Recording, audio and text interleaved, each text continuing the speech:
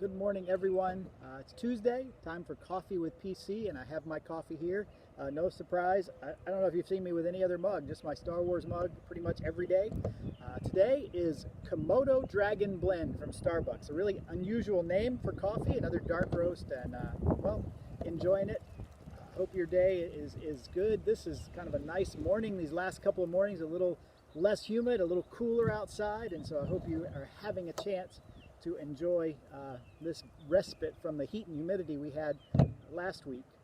Today I wanted to point to a few verses in the Psalms. I've been spending a lot of time in the Psalms. Obviously on Sunday morning we've been in the Psalms of Ascent, and in my Bible reading I've read through the whole book of Psalms recently, so the Psalms are really on my mind and kind of in my head a lot.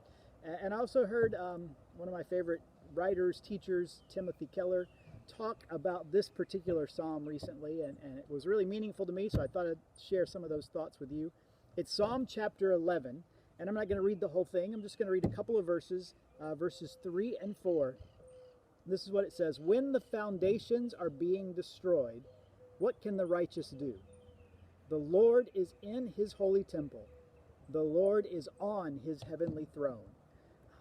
And in that psalm is encouragement, I hope, for us today. At least it was for me, because when it says in verse 3, when the foundations are being destroyed, and you think about what's happening now in our world due to COVID-19 and the stay-at-home, lockdown, quarantine, these things are called a lot of different things, but it's affecting a lot of us, a lot of you as well, with what you're doing or not doing. And certainly that could mean with your family being home, being schooled at home, with your job situation.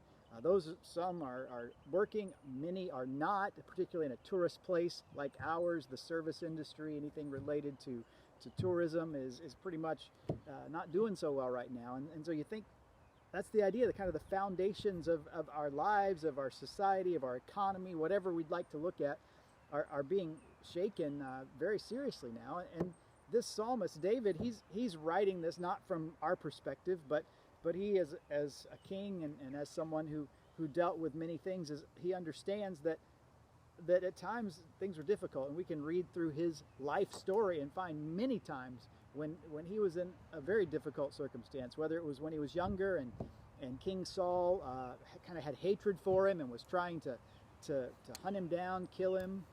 Whether it was a little bit later after he was king, when his son Absalom raised up a rebellion, and David again on the run for his life, thinking that you're not sure if he'll ever get back to the palace, not sure what's going on. And he uses this psalm to point to two realities that sort of were the bedrock things that he based his faith on in the midst of the uncertainty of circumstances his life.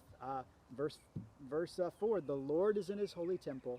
The Lord is on his heavenly throne." Let's take those in reverse order, because Tim Keller says this is something for the mind and something for the heart. First, the thing for the mind is the second of those two.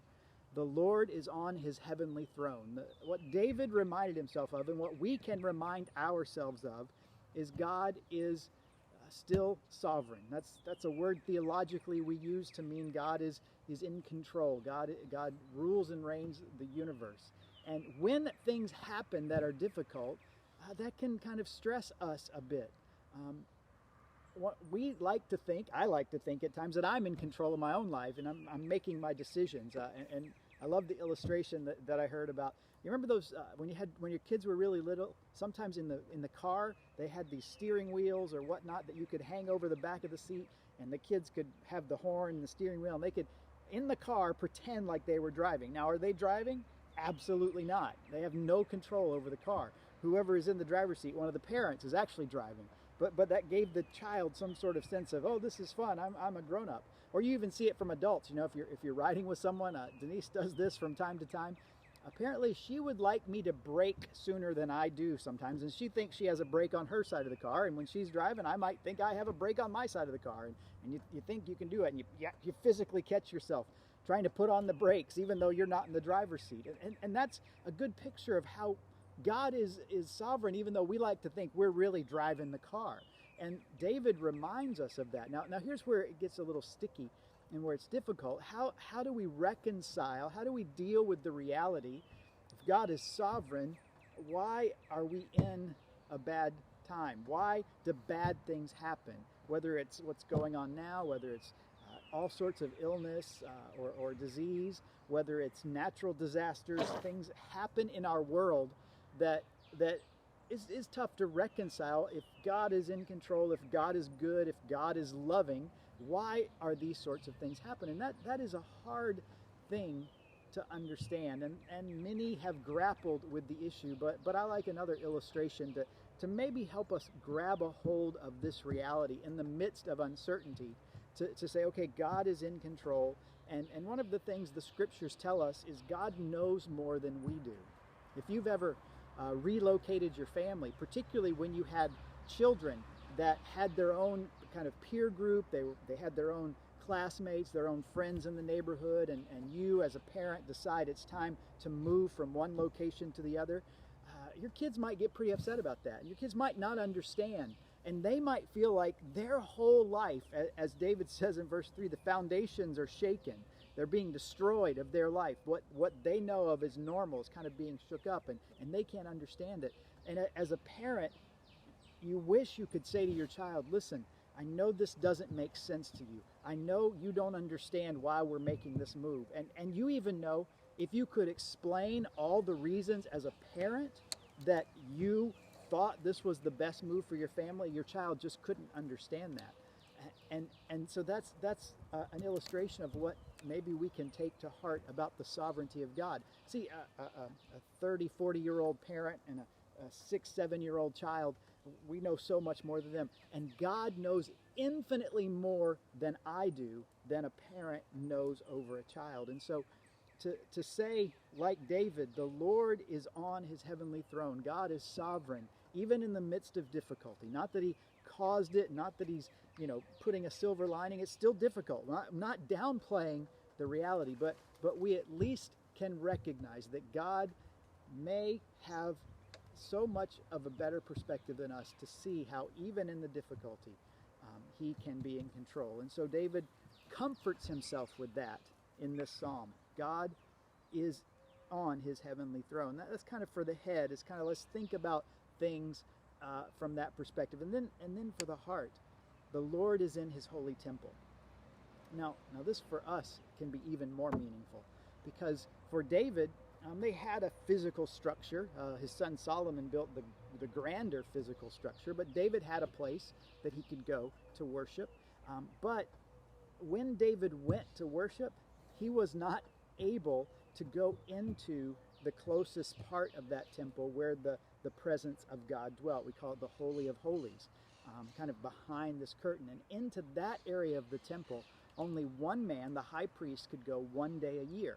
And so that was the experience of David and any other Jewish man, any other Israelite, when they went to the temple. And yet they went regularly. We've talked about that on Sundays with the Psalms of Ascent, for different religious festivals, for sacrifices, for all those sorts of things. They still went, even though they couldn't get close. And then we go fast forward to when Jesus comes on the scene. And one of the things that is said about Jesus in his teaching is, he says, actually, if you destroy this temple, I'll rebuild it in 3 days.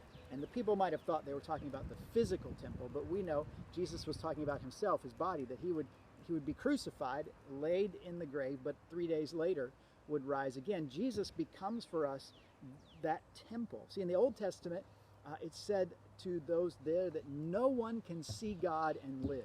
And so to go into the presence of God, to see the glory of God, would mean instant death, would be too overwhelming for any human being. And yet John tells us in his account of the life of Jesus, John chapter 1, that we have beheld his glory, the glory of the only begotten of the Father, the glory of God. We beheld it, we saw it with our own eyes and didn't die, and we saw it in Jesus Christ. So we, as believers in Jesus, have this true heavenly reality and access through him.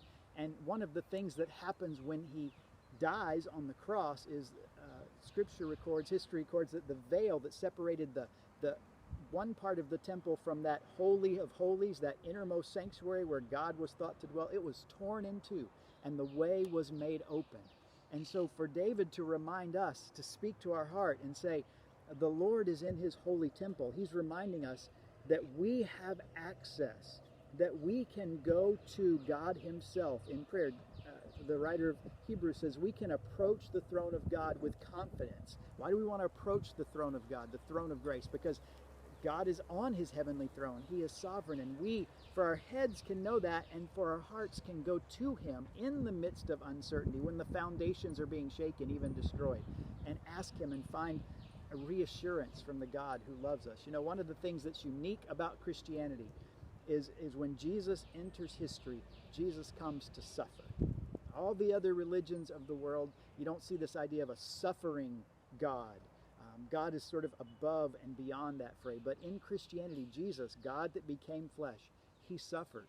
And so while I might not ever be able to explain to anyone why they're suffering and what the purpose is, I can know why they're not, or one reason they're not suffering. And that's not for punishment. That's not to appease God. And that's certainly not because God doesn't love us. Because through Jesus, God demonstrated once and for all, ultimately, by sending his son to die, that he loves us. And even when the foundations are being shaken and destroyed, we can remember those two things. For our head, the Lord is on his throne. And for our heart, he is in his temple, and we have access to him.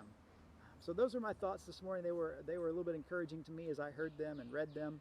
I would encourage you, if you can, spend some time in the Psalms. They're really full of reality of life, with people like David and other authors grappling with how sometimes difficult life is, and asking God tough questions and crying out to God, and even sometimes getting a little frustrated with God, but finding in God hope and security.